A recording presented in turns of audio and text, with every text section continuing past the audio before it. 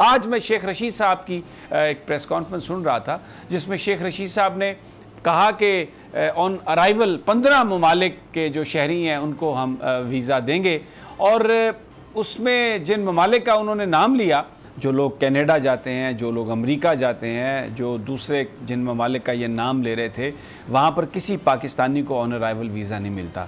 वहाँ पर जो पाकिस्तानी हैं वो अगर वीज़े के बगैर जाएं तो उन्हें डिपोर्ट कर दिया जाता है। अब मैं वज़ीर-ए-आज़म साहब पाकिस्तानी उमंगों की तर्जुमानी कर रहे थे। वज़ीर-ए-आज़म साहब वो बात कर रहे थे जो हर पाकिस्तानी सोचता है कि हम बराबरी की बुनियाद पर बात करेंगे, हम किसी को अड्डे क्यों दें, अपनी तरजीहात के मुताबिक अपनी पॉलिसी का तयन करेंगे। लेकिन ये आज ही जो शेख रशीद साहब की ये प्रेस कॉन्फ्रेंस है कि उन 15 ममालिक को जो पाकिस्तानियों की तरफ देखना भी गवारा नहीं करते, जैसे मैंने अर्ज़ किया पाकिस्तानियों को फ़ोन करना भी गवारा नहीं करते। आज भी डॉक्टर आफिया सिद्दीकी जिसने कोई गोली नहीं चलाई, जिसने किसी को ज़ख्मी नहीं किया, वो हमारी बच्ची, हमारी बहन आज भी 80 साल से ज़्यादा की कैद भुगत रही है वहाँ पर अमेरिका में। लेकिन हम क्या कर रहे हैं, हम ऑन अराइवल वीज़ा दे रहे हैं।